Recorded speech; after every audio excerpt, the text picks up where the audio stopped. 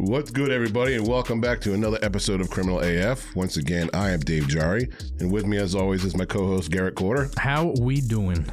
This episode is, how should I say? It's infuriating. Infuriating. It makes you actually want to legit kill somebody. Right. You know what I mean? Like, Yeah.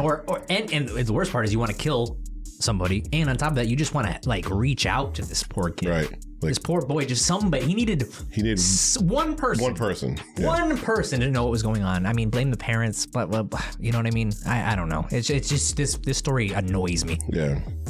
So, you'll know what we mean once we start getting into it. Here's chapter 1. This is Conrad Henry Roy III reporting about social anxiety. Social anxiety to me is the inability to function properly in a manner that you want to in social situations. And one of the things that I've realized is not all eyes are on you at all times. People don't necessarily judge you, particularly in a situation where you're not feeling very good about yourself.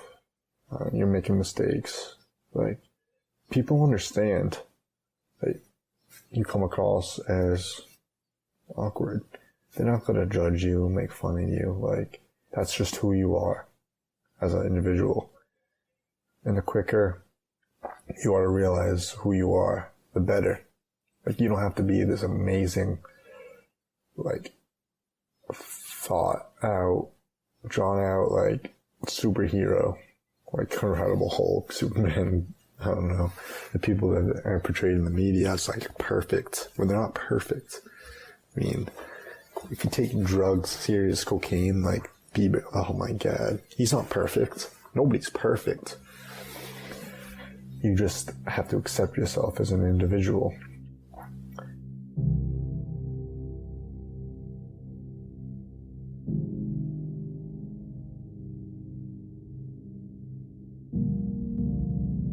Mental health is a subject that carries a stigma, and it shouldn't. There isn't a person in the world that hasn't experienced some period in their life where they felt a little less than themselves. I'm not ashamed to admit that I have had periods of struggling with my mental health. Most often, you will never know if someone is struggling. People who have dealt with these issues throughout their life have become very keen on how to disguise it.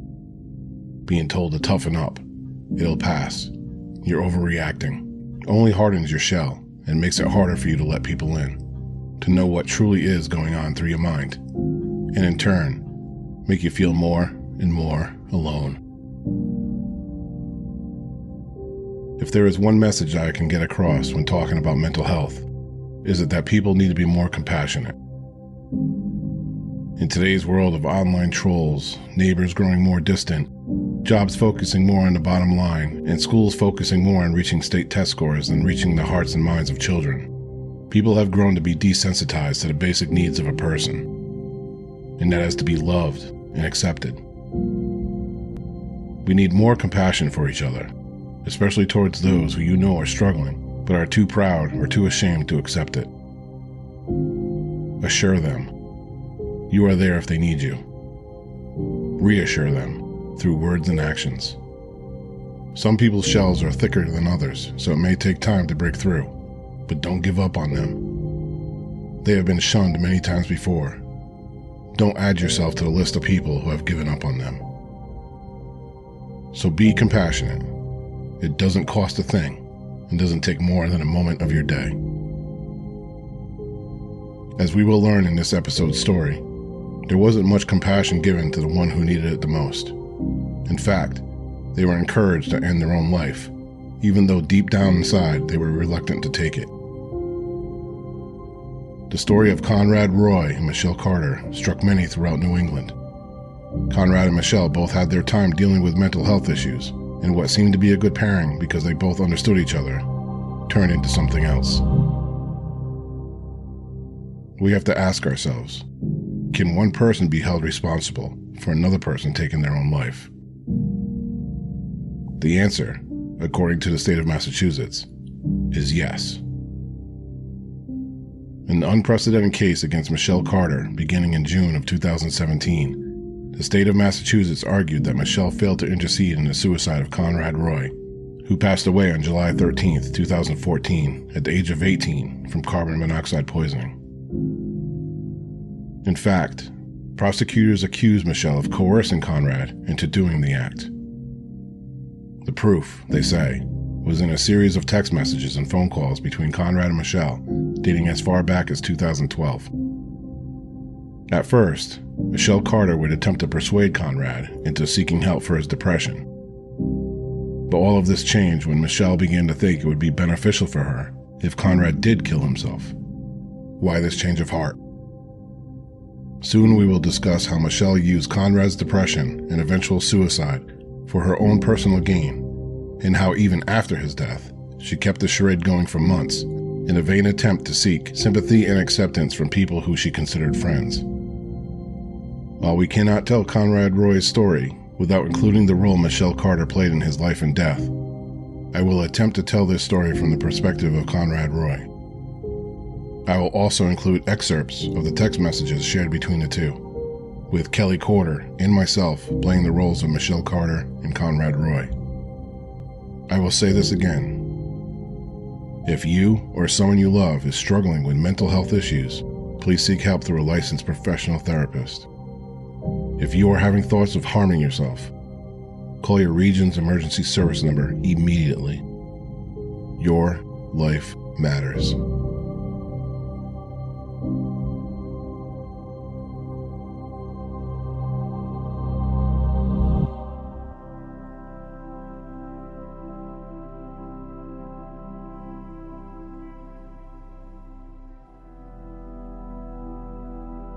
Conrad Roy and Michelle Carter met in Naples, Florida in February of 2012. Michelle was visiting her grandparents, while Conrad was visiting his great aunt. They soon discovered that they were both from Massachusetts, less than 40 miles apart, with Conrad living part-time in his mother's home in Fairhaven and his father's home in Mattapoisett, while Michelle lived in Plainville. They spent the rest of their time together in Florida, riding bikes and walking, and by the end of the trip, both had agreed to keep in touch. Over the next 2 years, the two would see each other in person less than 5 times, but they would communicate numerous times a day, via text, phone call, and email. While it's been stated that Conrad never officially called Michelle his girlfriend to his family or friends, toward the end of Conrad's life, Michelle asked if she would be able to call herself his girlfriend after he passed, to which he agreed. Conrad and Michelle's relationship was unorthodox to begin with, but through their communications, they appeared to be in love with each other, or what two teenagers who have never been in love think being in love is. At first, Conrad and Michelle were very open and supportive of each other, and of their respective mental health challenges, and would help steer the other from making drastic decisions that could have a harmful or permanent effect on their life. In 2014, however, Michelle's role in their relationship changed. Rather than trying to dissuade Conrad from taking his life, she began encouraging him.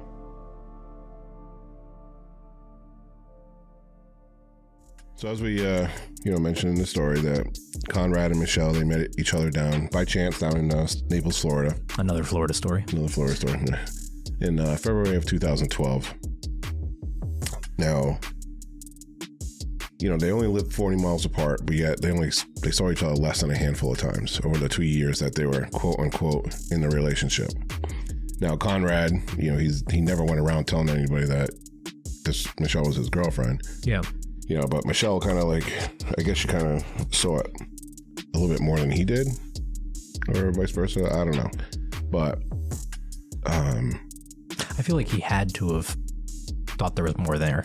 No, yeah, he did.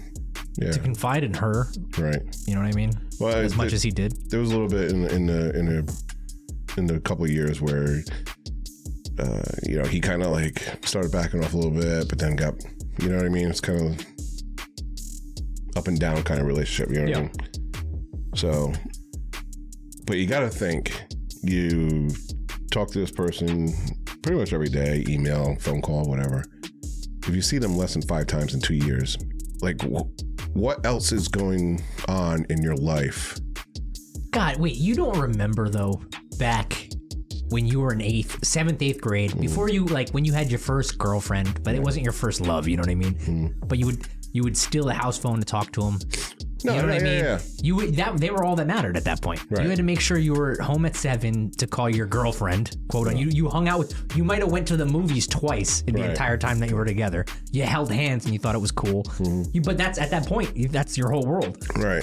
You know what I mean? So I don't think they were at the point where they could be dating every day and seeing each other. It was more like...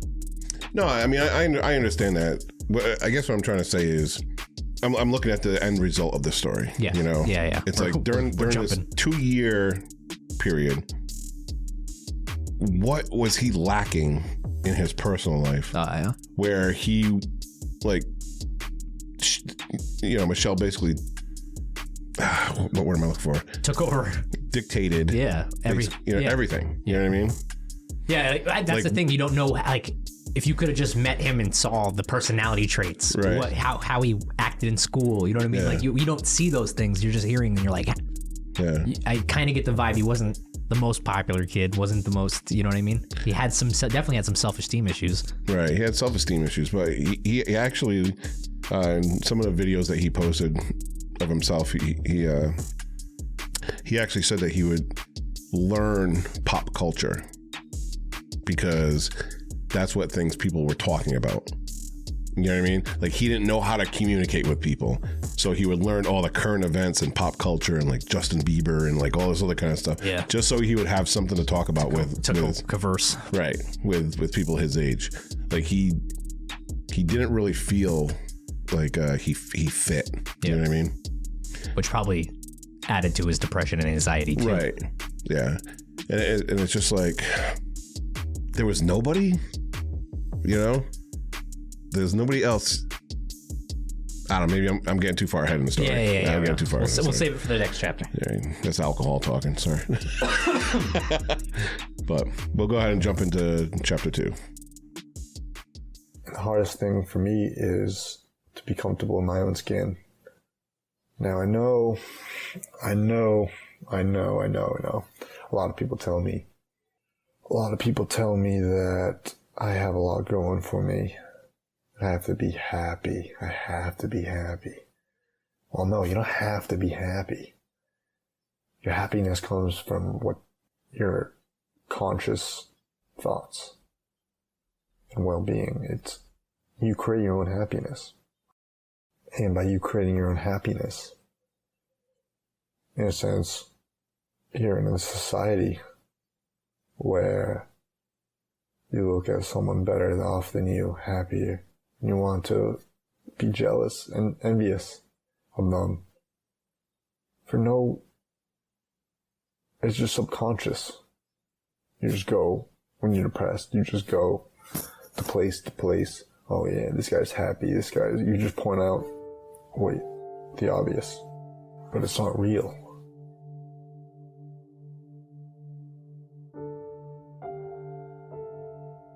Michelle Carter was born August 11th, 1996, in Plainville, Massachusetts, to Dale and Gail Carter.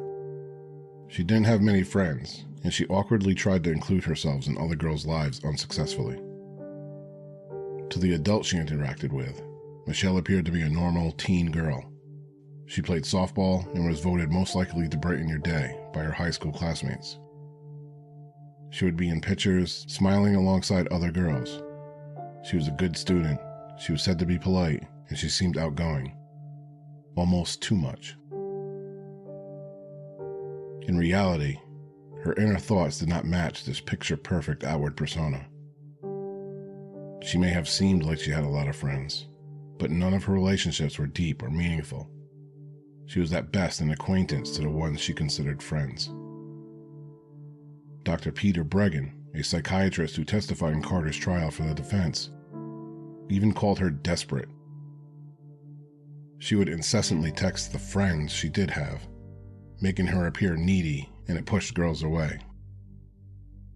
Michelle had this unhealthy obsession with Glee and other teen movies and TV shows. She would quote parts of the show to Conrad about how she loved him. In the show Glee, if you're not familiar, the two main actors were dating on and off screen. The boyfriend died from an overdose in a hotel room. Michelle would quote not only lines from the show, but real things that the actress had said in interviews about the death of her boyfriend. Many would say Michelle didn't really know who she was and would place herself in the heads of these fictitious characters from these shows and movies. She had no real friends, but these characters did, and she wanted to be just like them.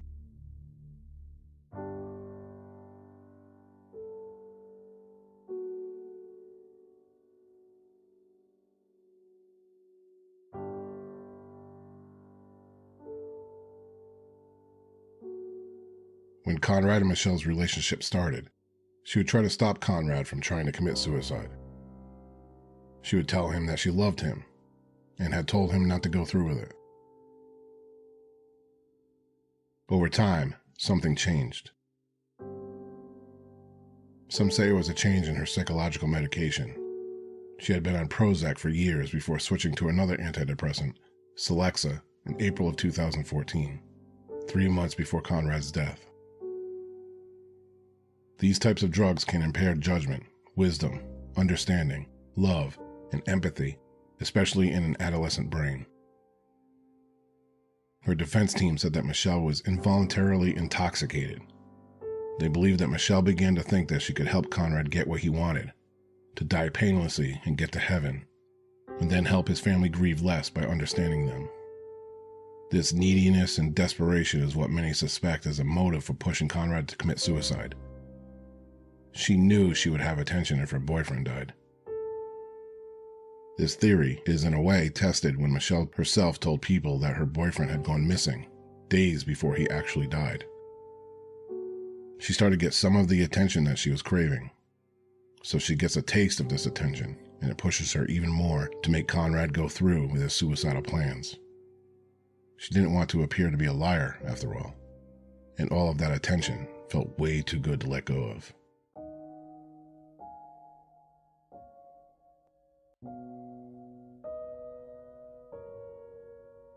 Conrad was born September 12, 1995, to Conrad Roy Jr. and Lynn Roy. He has 2 younger sisters, Morgan and Camden. His parents separated when he was 16, and it affected him mentally. He tried to please everyone, and he went out of his way to appease both his mother and his father, and set high expectations for himself. He worked with his father, grandfather, and uncle in the family's marine salvage business, Tucker Roy Machine Towing and Salvage. In the spring of 2014, he earned his captain's license from the Northeast Maritime Institute. In the same year, he graduated on the honor roll from Old Rochester Regional High School in Mattapoisett. He was accepted to Fitchburg State University to study business, which he never got to attend. Conrad was a hardworking, intelligent young man, but he was also very sad and depressed. He had attempted suicide multiple times before. He tried in 2012, right after his parents divorced. His father was physically abusive at times, and his grandfather verbally abused him. He struggled with social anxiety and depression and had seen several therapists and counselors. At the age of 17, he was hospitalized for acetaminophen overdose. In interviews with his family, you could tell that he was truly loved and that they miss him terribly. Despite their issues and fighting, they would do anything to have him back. They were so proud of him, and of his grades, and of his becoming a captain so young. His grandfather was bursting with pride and holding back tears, telling the story about how Conrad walked in with his captain's license. If only he knew how much they truly did love him. Conrad tried to get help. He was on the antidepressant citalopram, but there were warnings in the box that it may increase suicidal thoughts in people under 24. This, paired with the text he got from his girlfriend, someone who he loved and thought loved him, pushed him to complete the suicide attempt.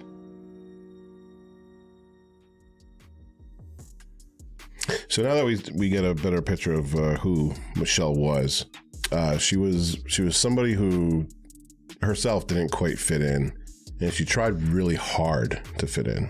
You know what I mean? Like she tried to create stories about her life that, you know, would seem interesting to other people. Yeah, compulsive liar. Liar, yeah. Lying to start conversations. I've seen it many times. Right. But that never really goes very far because people around you can see right through it. Yeah, you're like, you know what? I mean? Yeah. Like, you know, you have that kid in high school and you're like, oh yeah, I got a girlfriend. She goes to East whatever high school. East Bay High. Yeah. East Bay High. What was the names of East Bay High? What are their names? Her name is Kelly Kowalski. Kowalski, whatever her name is. But yeah, you know, it's like, yeah, okay, all right, yeah, you got a girlfriend. All right, buddy. Yeah, you got pictures of her? Oh, no, you don't? Okay, all right. Yeah, I do. There's stock Google images. Yeah. Like, you're like, what? You're dating a supermodel? Yeah. So that's basically how she, you know, is portrayed with people her own age. Now with adults, you know, she's like, well, she's very normal. She's very pleasant. She's very nice, you know, and everything. You know, she played softball. She played sports. You know, she was a good student. She was polite. She was outgoing, all that kind of stuff, you know. But you can start to see where, you know, her perception of how life should be is skewed. You know, she had like an eating disorder. So she was basically perceived herself as something worse than what she actually was. Yep. You know. I feel like though all of this is just normal teenager girl stuff too though. Like no, she actually like starts getting lost in like a fantasy world. You know, she starts watching TV shows, you know, movies and everything like that. And she gets caught up in the whole romance of it and the fantasy of it. Yeah, it definitely almost seems like this becomes a almost fetishized by her. Yeah, that's like the feeling that I get from it. Right. And like she sees like her favorite show was Glee. No, I don't. Have you ever watched Glee? A long time ago. A couple episodes. Yeah. So I used to have to watch it because my stepdaughters were like obsessed with it. So we'd all sit down and, you know, try to do like the family thing. You know, we'll sit down and watch Glee. You know, wasn't a bad show. I actually kind of liked it. I'm not gonna lie. I'm not gonna lie. The next thing you're gonna tell me is that you used to watch High School Musical, huh? Bro, we're all in this together. Bro, don't knock it. Oh, I had the biggest crush on Vanessa Hudgens. But you know what show? Dude, remember when her nudes leaked? Oh my god! Oh my god, my mind was blown. How old was she then? She was over 18. I was like 19 when that came out. I was young. All right, relax. All right. You know, other movie was Pitch Perfect. Pitch Perfect was good though. Yeah, it was good. That was good. Yeah. I like that one. I had to sit down and watch that too. Amazing that a musical show led to basically convincing someone to kill themselves. I know. Jeez. Yeah. So, anyways, all right. Back to the story. So, like, she became obsessed with Glee. And if you're not familiar with Glee, basically it has two main characters. One was like a jock, and the other one was like a nerdy, like music band geek or whatever. And they ended up coming together and forming this whole like a cappella, you know, whatever band or group. Now, he died in real life. Yeah. So I remember that. Yeah. He died of a drug overdose. So on the show, they made it out to be this like huge, you know, spectacle or whatever. And yeah, nothing like profiting off of, you know, somebody's death. But yeah. So they basically focused in on the character of Rachel, who was the girlfriend of Finn, who died. And I mean, this went on for this was like a whole special, you know? So Michelle Carter is seeing this like, oh, well, I have a boyfriend who is struggling. Yeah. Now I see all the attention that Rachel is getting. Yeah. How can, you know, I can get that attention too, so to speak. You know what I mean? It's almost like Munchausen syndrome, but with your boyfriend over, right. You know what I mean, your kids. Exactly. You know, so around late 2013, 2014, she starts changing because at the time she was very helpful to Conrad. You know, Conrad, you know, he struggled with his, depression and everything like that. And she was very supportive. She's like, get help. You need to go to your doctor's appointments. You need to take your medicine, blah, blah, blah, all that kind of stuff. Now with Conrad, his parents split up in 2012, right around the time that he met Michelle. So he was, splitting time between both. Now, his father allegedly was very physical with Conrad. And his grandfather was allegedly also very verbally abusive. And now Conrad spent... That definitely weren't the feelings kind of family. That's right. And that's what he needed. Well, yeah, because when you look at the family, what they did for a profession, they were basically, they worked out at a boatyard. And they were not scavengers, but refuse. They dealt with basically the underbelly stuff of the shipyard. Cutting copper, right? Cutting copper type of people, right? So so Conrad didn't really get much from his father and his grand. They loved him, but they're more of like the 70s, 80s kind of love. I love you. Wow.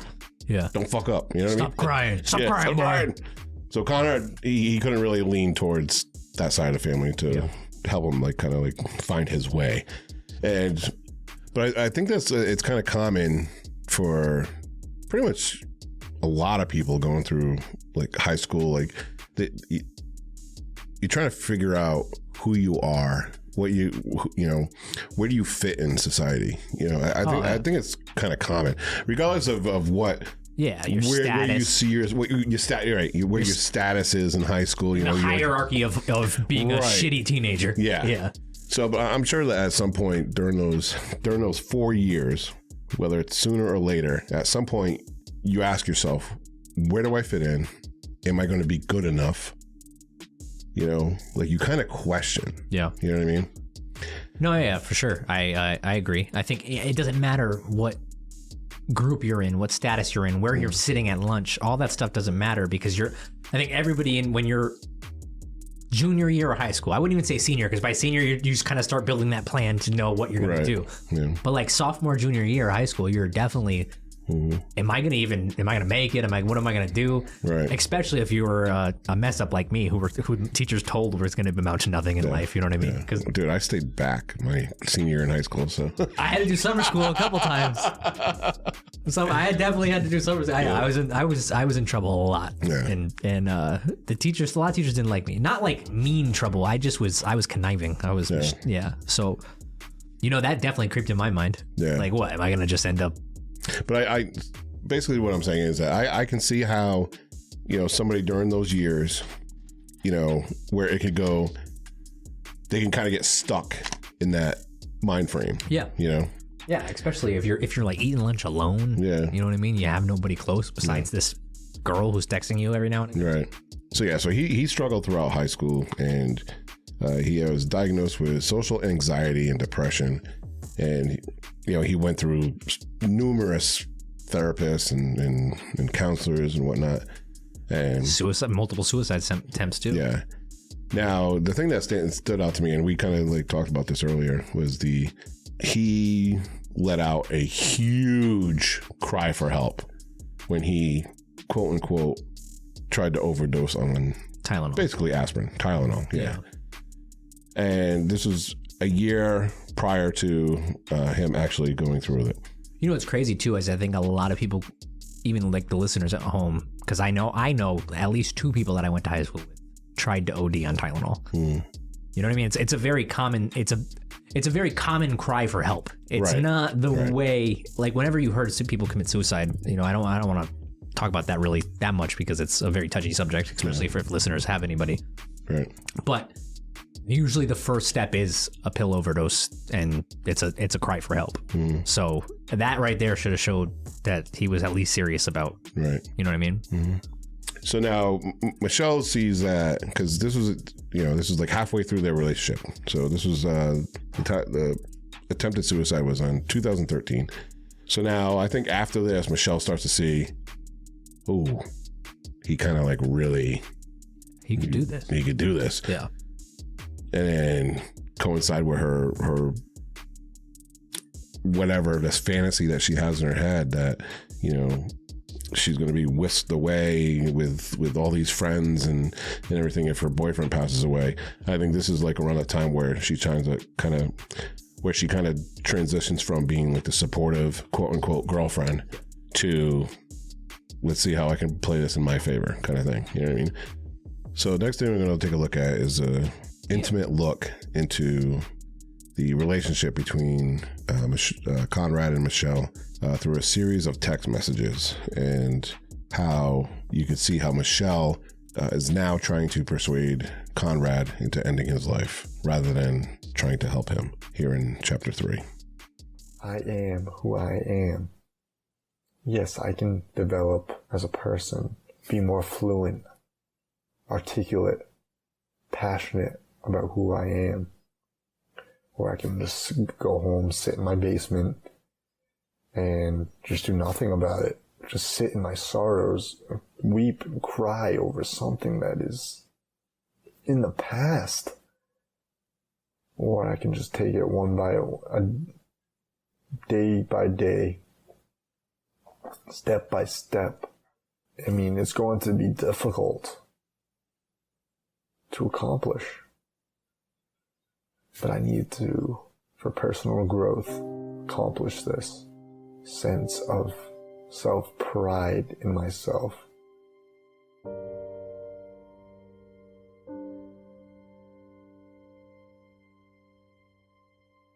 There are thousands of text messages between Michelle and Conrad leading up to Conrad's death. I will provide some of these text messages so you can understand the relationship between these two young people. Once again, Kelly Corder and myself are playing the roles of Michelle Carter and Conrad Roy. Before we continue, if you or someone you love is listening to this episode and have or currently are struggling with your mental health, I advise you to please skip through these text messages. These texts begin on July 5th, 8 days before Conrad took his life. Hi. Hi. What's up? Just woke up. You? Why do you seem happy?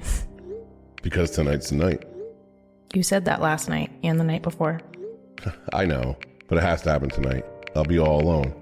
Mom and Brian are sleeping over at a friend's house in Rhode Island. So yeah, tonight seems like the perfect night. Like you have all night to try different things. Yes. Do you think tonight really is the night you're going to do it? I think. There's a difference between saying I'm going to try to commit suicide and I am going to commit suicide. Well, I'm going to try. So you don't want it bad enough. You already know you're going to fail because part of you wants to fail. Just saying. Yeah. Yeah, what? It's just hard, Michelle. I know it is. In the few days leading to Conrad Roy taking his life, the following messages were also exchanged between him and Michelle.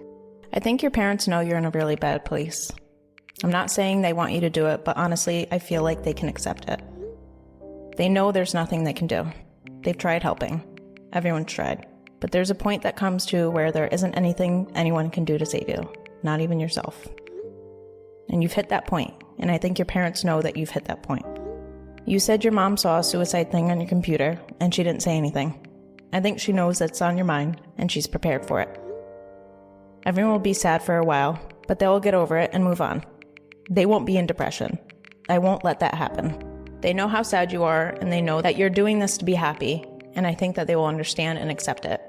They will always carry you in their hearts. Oh, thank you, Michelle. They will move on for you because they know that's what you would have wanted.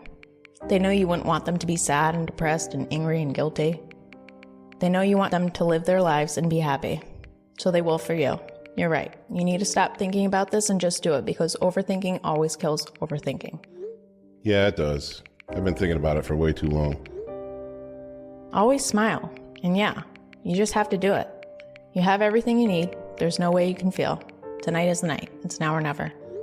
And if you don't think about it, you won't think about failing. You'll just do it and then think you'll succeed. That's what I'm talking about. I read so much about failed attempts going wrong that it's gotten me discouraged. Yeah, exactly. So stop doing that. There is more success than there are failures. Are you kidding me? You have to look at it the way that people only fail because they have the same mindset as you, thinking they'll fail. I really want to believe you. Why don't you? You can't think about it. You just have to do it. You said you were going to do it. Like, I don't get why you aren't. I don't get it either. I don't know. So I guess you just aren't going to do it then. All that for nothing. I'm just confused. Like you were so ready and determined. I'm going to eventually. I really don't know what I'm waiting for, but I have everything lined up. Well, I guess just because you say you're going to do it, but you don't. But last night, I know you really wanted to do it, and I'm not mad. Well, I mean, kind of, I guess. Just because you always say you're going to do it. But you don't. But last night, I knew you really wanted to, and I'm not mad. You're not joking about this or bullshitting me, right? I just want to make sure that you're being serious. Like, I know you are, but I don't know. You always say you're going to do it, but you never do. I just want to make sure tonight's the real thing. Don't do it in the driveway. You'll be easily found. Find a spot. I don't know. I'm thinking of a public place. If I go somewhere private, they may call the cops. Well, then someone will notice you. Do you think you'll get caught? I mean, it only takes 30 minutes, right? Just park your car and sit there. It'll take like 20 minutes. It's not even a big deal. July 13th, 2014. The day of Conrad's suicide. Michelle begins texting at 4:07 a.m. Conrad. Hey, you there? Hey, sorry, I fell asleep. It's okay. Why haven't you done it yet, though? I'm too messed up to. What are you talking about? My head. You can't think about it. You just have to do it. You said you were going to do it. Like, I don't get why you aren't. I don't get it either. I don't know. So I guess you just aren't going to do it then. All that for nothing. I'm just confused. Like, you were so ready and determined. I'm going to eventually. I really don't know what I'm waiting for, but I have everything lined up. No, you're not, Conrad. Last night was it. You kept pushing it off and saying that you'll do it, but you'll never do. It's always going to be that way if you don't take action. You're just making it harder on yourself by pushing it off. You just have to do it. Do you want to do it now? Is it too late? I don't know. It's already late outside. I'm going to go back to sleep. Love you. I'll text you tomorrow. No. It's probably the best time now because everyone's sleeping. Just go somewhere in your truck. And no one's really out right now just because it's an awkward time. If you don't do it now, you're never going to do it. And you say you'll do it tonight, but you probably won't. Love you. Thank you. Conrad Roy falls asleep. 5 hours later, at 9:03 a.m., Michelle picks the conversation back up. Are you awake? Yes. Are you going to do it today? Yes. Like, in the daytime? Should I? Yeah, it's less suspicious. You won't think about it as much, and you'll get it over with instead of waiting until the night. Yeah, then I will. But like where? Like I could go in any enclosed area. Go in your truck and drive in a parking lot somewhere, to park or something. Do it now, like early. Didn't we say this was suspicious? No, I think night is more suspicious. A kid sitting in his car, just turn on the radio and do it. It won't be suspicious. It won't take long. All right. I'm taking Holly for a walk. Okay. I don't know why I'm like this. Sometimes things happen, and we never have the answers why. Like, why am I so hesitant lately? Like 2 weeks ago, I was willing to try everything, and now I'm worse, like really bad. And I'm not following through. It's eating me inside. You're so hesitant because you keep overthinking it and pushing it off. You need to just do it, Conrad. The more you push it off, the more it will eat at you. You're ready and prepared. All you have to do is turn the generator on, be free and happy. No more pushing it off, no more waiting. You're right. If you want it as bad as you say you do, it's time to do it today. Yep, no more waiting. Okay, I'm serious. Like, you can't even wait until tonight. You have to do it when you get back from your walk. Thank you. For what? Still being here. I would never leave you. You're the love of my life, my boyfriend, my heart. I'd never leave you. Aw. I love you. Love you too. When will you be back from your walk? Like 5 minutes. Okay, so are you going to do it? I guess. Well, I want you to be ready and sure. I don't know. I'm freaking out again. I'm overthinking. I thought you wanted to do this. This time is right, and you're ready. You just need to do it. You can't keep living this way. You just need to do it like you did last time and not think about it and just do it, babe. You can't keep doing this every day. I do want to, but like I'm freaking out for my family, I guess. I don't know. Conrad, I told you, I'll take care of them. Everyone will take care of them and make sure they won't be alone, and people will help them get through it. We talked about this. They will be okay and accept it. People who commit suicide don't just think this much. They just do it. I know. Thinking just drives me more crazy. Exactly. You need to just do it, Conrad. You can't keep doing this every day. Okay, I'm going to do it today. Do you promise? I promise, babe. I have to now. Like right now? Where do I go? You can't break a promise. And just go in a quiet parking lot or something. Okay. Go somewhere you know you won't get caught. You can find a place. I know you can. Are you doing it now? Still have no clue.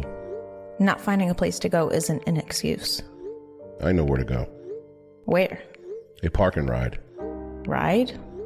That's what it's called. It's like a parking lot. Oh, okay, gotcha. Are you going now? Either that or go to the beach. Why would you go to the beach? Well, that's where my mom's going. I thought you were just gonna do it. My mom's making me go. When I get home, I'm going to do it. Okay, promise? I'm going kayaking anyways. Ha, you love kayaking. Yep, so something I wish we could have done. Make sure you take your son kayaking. Of course I will.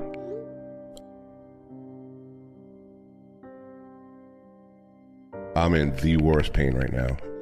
Like, it's unbearable. I think it's time to do it now then. Do you agree? Conrad? Please answer me. I'm still at the beach. Oh, okay, sorry. I'm determined. I'm happy to hear that. I'm ready. Good, because it's time, babe. You know that. When you get back from the beach, you gotta do it. You're ready. You're determined. It's the best time. Okay, I will. Are you back? No more thinking. Yes, no more thinking. You just need to do it. No more waiting. On my way back. I know where to go now. Where? A parking lot. There's going to be no cars there at 9, so that's when I'll be found. Okay, perfect. When will you be home? 10 minutes?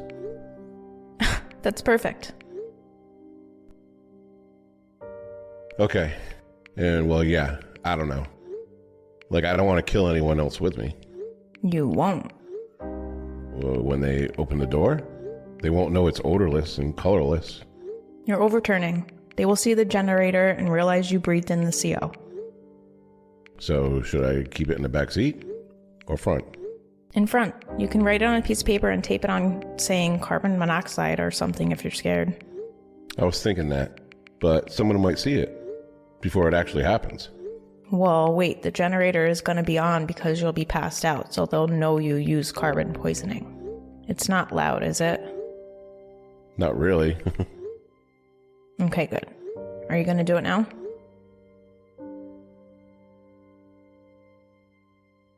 I'm home. Okay.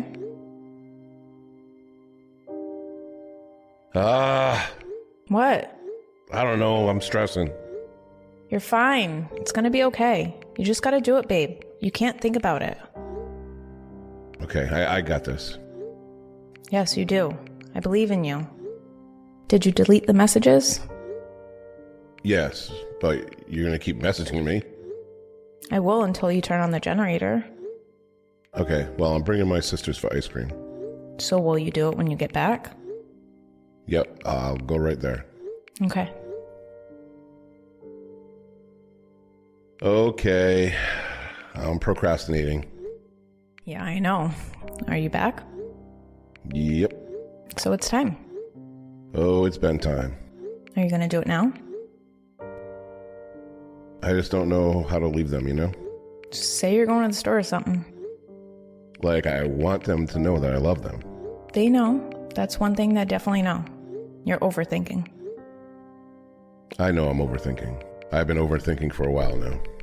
I know. You just have to do it like you said. Are you going to do it now? I haven't left yet. Why?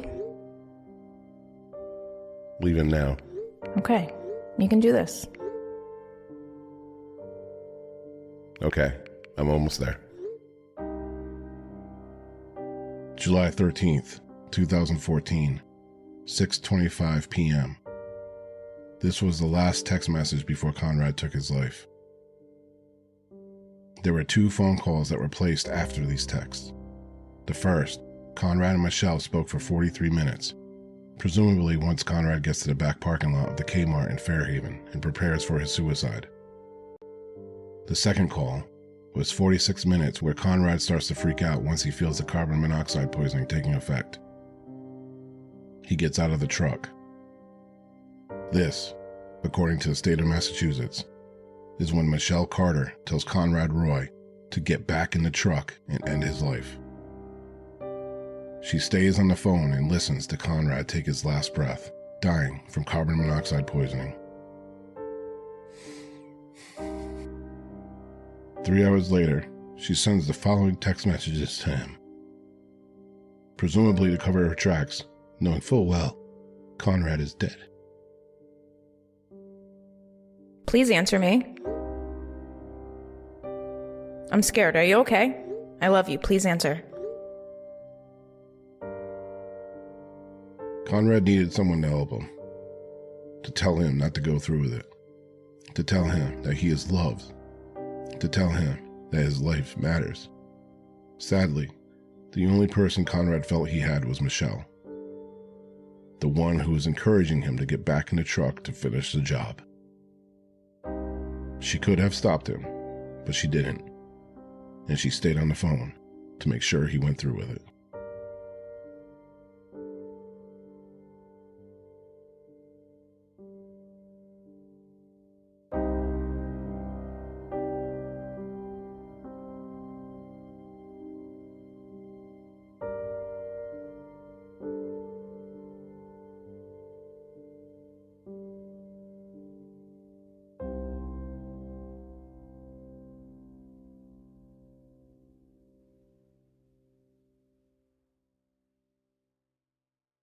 Such a hard chapter, man. Such a hard chapter.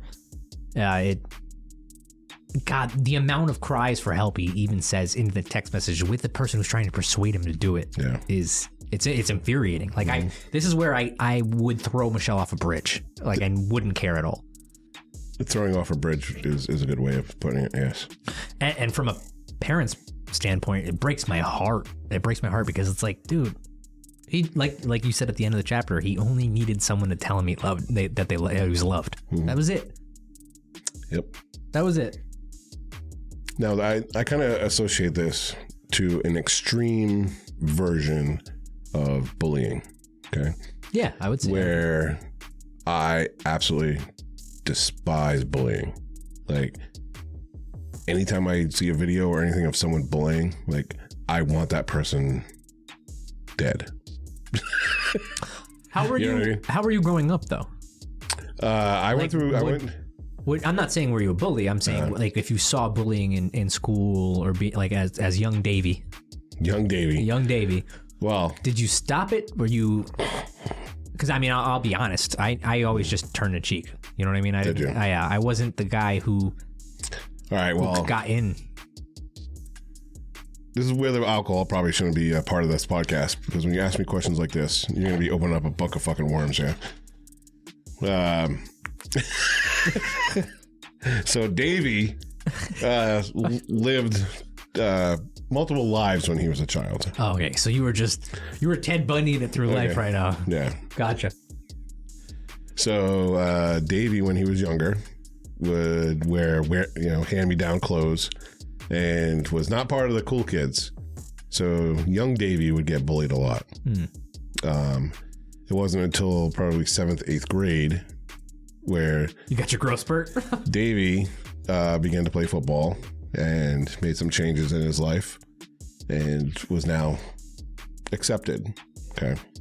So I've been on both ends of the spectrum where I have been bullied and I've seen bullying outside of myself. And every single time, yes, I would stop it. Long answer to a short question. No, I mean, hey, it's insight in young Davey's life. So it's just like kind of like when I see a bully, like like there's a serious like fucking hate that I feel for that person. You know what I mean? Yeah. Oh yeah, I regret. Like you always, everybody looks back and regrets certain situations. Yeah. I was never a bully. I didn't bully people, but it was more like I never. It's none of your business. It was more of like not my business. Just kept walking. Right. That's how I went. That's how I made it through high school. You know what I mean? Not my business. You know what I mean? I'm on my own path. Sorry, buddy. And I regret it. Yeah. You know what I mean? Because I saw there's everybody sees some messed up stuff. Right. Young.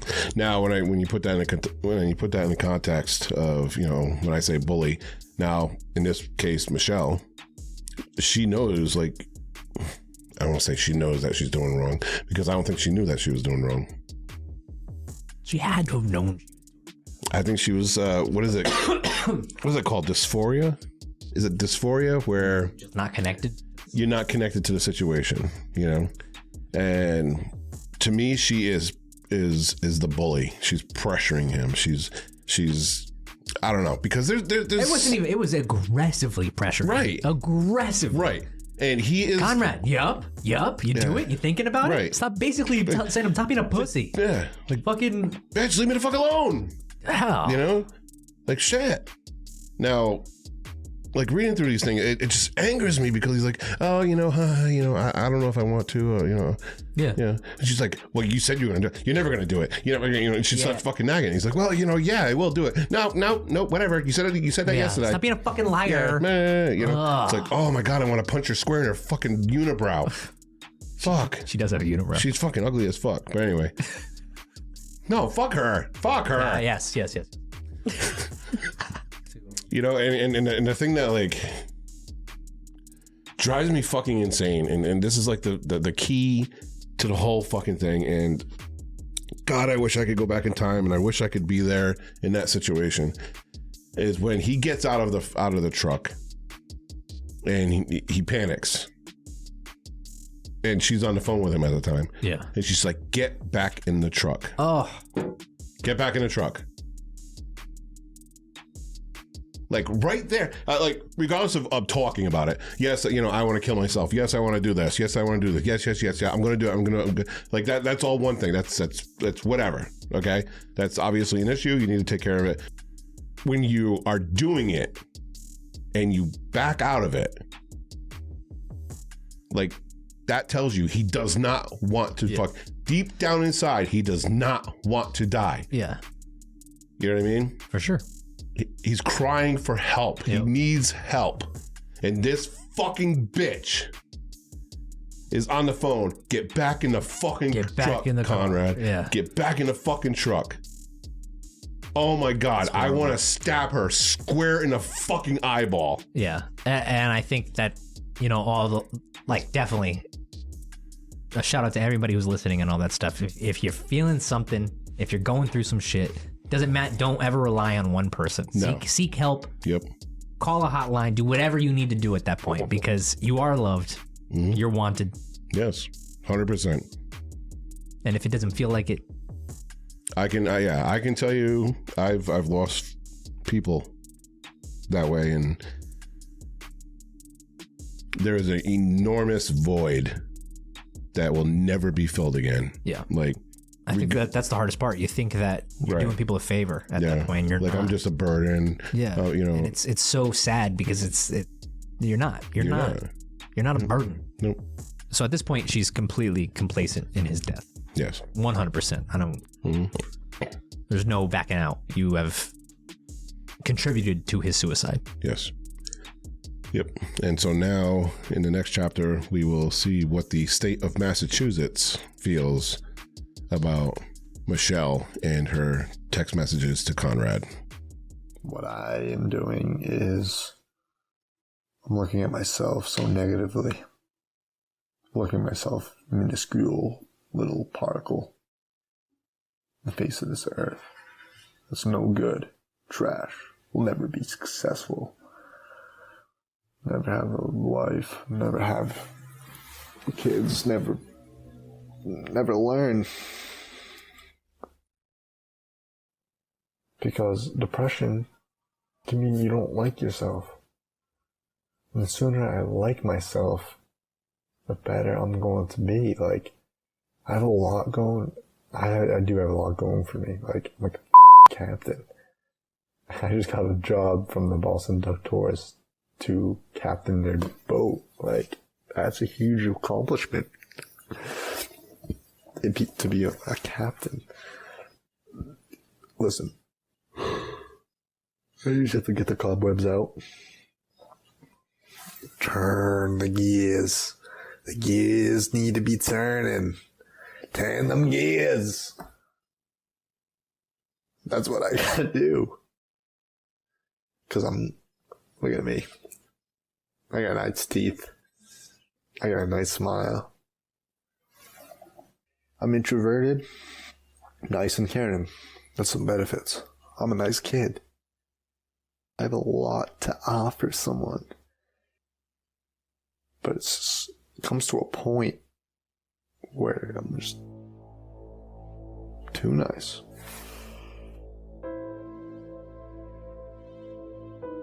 Why did Michelle demand that Conrad take his life? Attention. Michelle posted many times on Facebook about how her boyfriend had committed suicide. She posted about how she missed him. She started a baseball fundraiser in Conrad's name, in her hometown, 40 minutes away from where Conrad lived. Many believe this fundraiser should have been held in Conrad's hometown, so it would be easier for his family and friends to attend. Michelle argued against it. Not long after Conrad's death, the police went through his phone and saw almost immediately the text from Michelle. These text messages disturbed the investigators. It was soon after that investigators obtained a search warrant. They visited Michelle at school and took her phone. In 2015, she was arrested and charged with involuntary manslaughter, and her trial began 2 years later in 2017. Her defense talked a lot about her med change and how that affected her.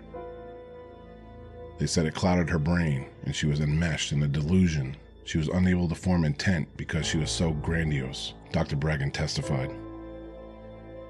He tried to show that his suicide made her snap to reality, even if only briefly. She texted Conrad a day after the suicide saying, "Did you do something? Conrad, I love you so much. Please tell me this is a joke. I'm sorry, I didn't think you were being serious, Conrad.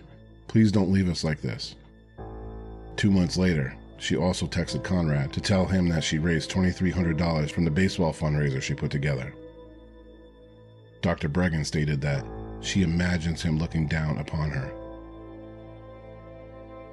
Could her medication really cloud her judgment that much? Or is she texting these things after the fact to try to save face and aid in her trial? It's hard to say. Psychological medications are powerful, but at some point, doesn't some part of her brain kick in and make her question her words, the way she is behaving?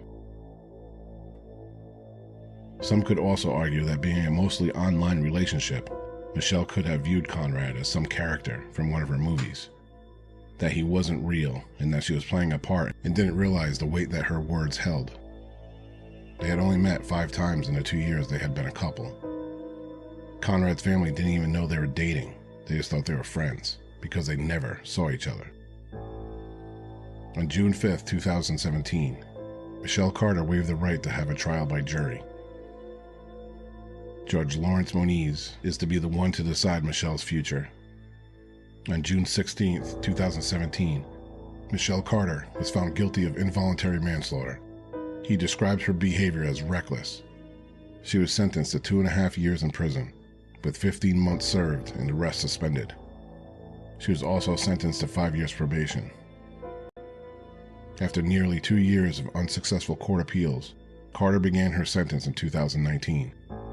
And in January 2020, she was released early from prison for good behavior. She had been a model inmate who stayed out of trouble and that she participated in jail programs. She was a part of the Bible study, and she worked in the kitchen where she got along with all of the inmates. Michelle's attorney says that she is remorseful and that she has come to grips with it and that she understands. She has declined to speak to any media and never spoke or testified in her trial, so we've never heard her part of the story in her own words. For Conrad Roy, he had so much going for him. He was determined and motivated. He had a family that loved him. He could have had a great life, but we, or his family, will never see that happen. His life was cut short, long before it should have been. He will be deeply missed for the rest of his family's life. It's sad, but when a person is depressed, they don't see the good, or they see the good as not good enough. The sadness, emptiness, loneliness outweighs any of the good. People try to reassure you, to tell you they love you, to tell you that they wouldn't want to live without you, but your pain is too heavy. So when someone you love, and that is supposed to love you, eggs you on in these fragile moments, it just confirms your negative thoughts. You're drowning already, and instead of throwing you a life vest, they step on your head to push you under even more. Michelle may not have physically killed Conrad, but she didn't throw him a life vest either. That is not love. Conrad deserved love. Michelle was living in a fantasy, and Conrad was just playing a role. Yes, her meds could have played a huge part. Her delusions and intoxication. There could have been small moments of clarity where she could have told his mother or sister what was happening. She pushed him and pushed him to follow through with ending his life. No person with a conscience does that. Even Dr. Bregan was dumbfounded as to why she acted the way she did. Her own doctor.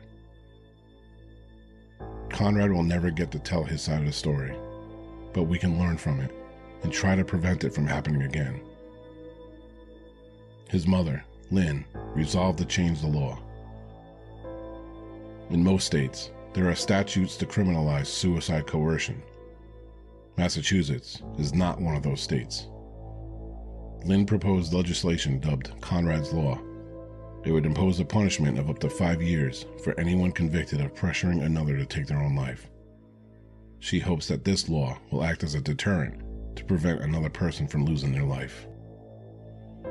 Everything that Conrad Roy ever was, or ever will be, is lost. If you, or someone you know, is thinking about taking their own life, you are not alone. In the United States, the National Suicide Prevention Hotline, 1-800-273-TALK. That's 1-800-273-8255. The Trevor Helpline, support designed for lesbian, gay, bisexual, and transgender youth and young adults. 866-4U-TREVOR. That's 866-488-7386.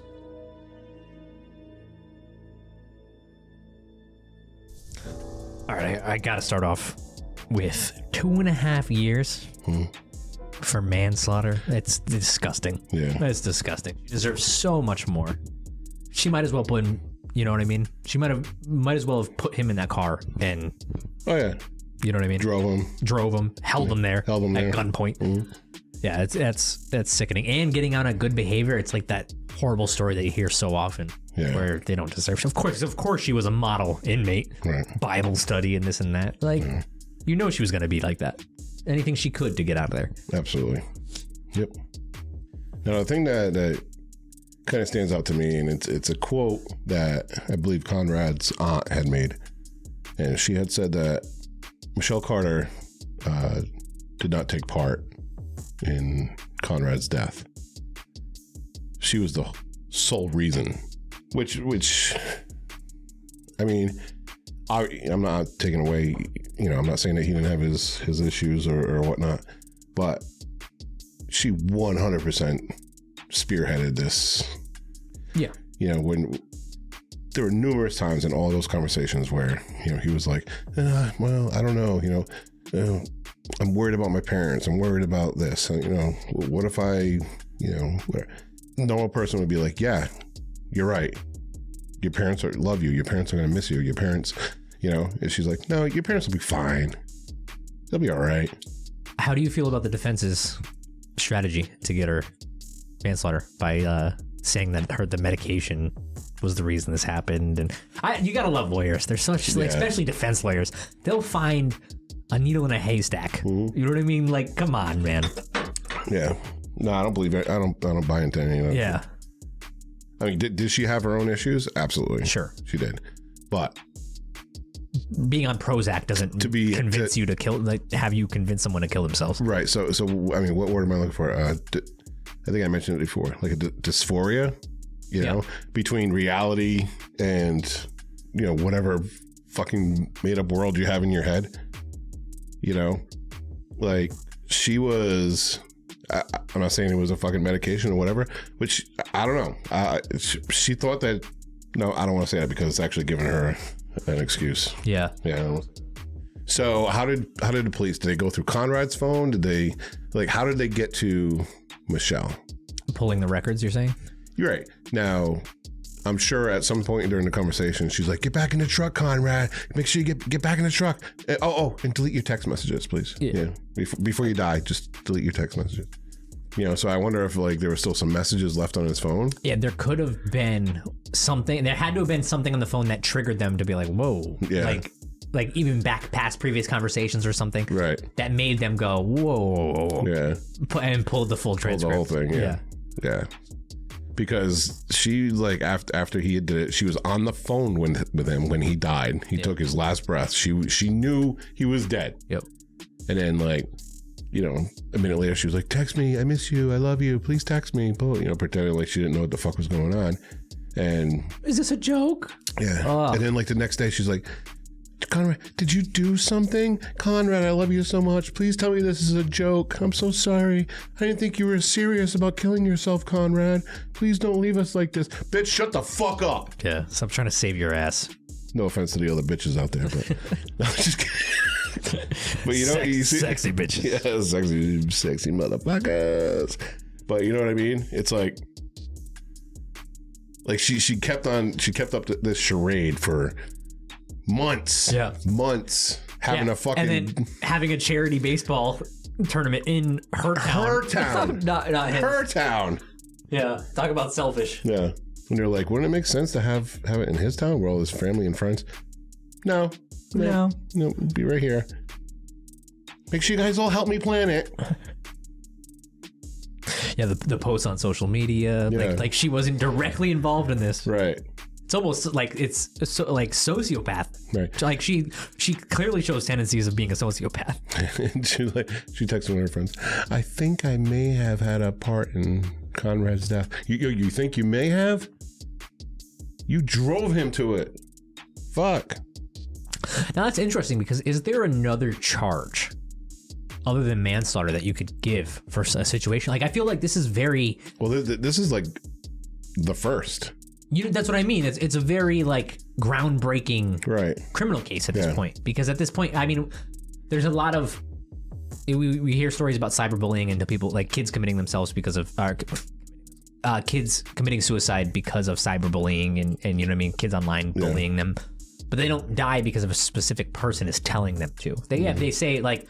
A random threat might be like, yo, go kill yourself. You know what I mean? Like this guy, yeah. But there's not. It's like this. There's a connection to this one person just egging and egging. Someone who Conrad looked at as someone who loved him.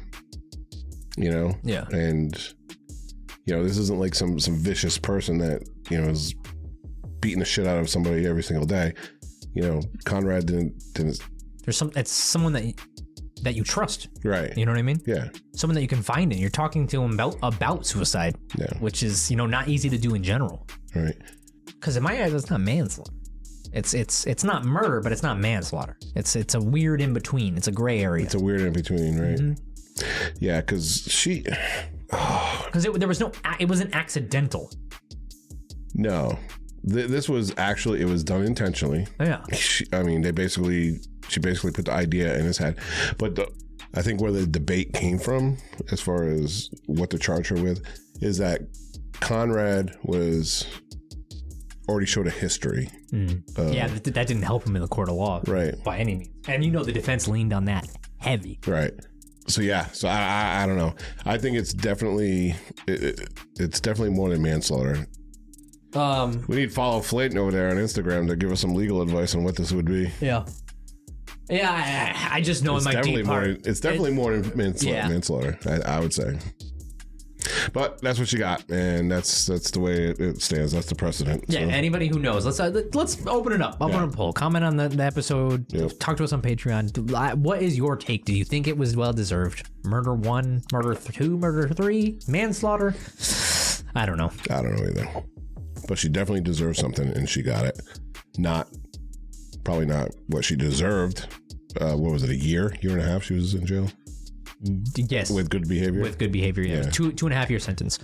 So that'll do it for this episode of I Love You to Death. Just a reminder before you go, if you liked what you heard, go to Apple Podcasts, Spotify, or wherever you listen to podcasts and leave us a review. And don't forget to become one of the debauched on Patreon. Visit criminalafpodcast.com/support. There are 5 tiers and you can join as little as $2 a month for general support. Those who select the $5 tier and above will get all of our content. All of it.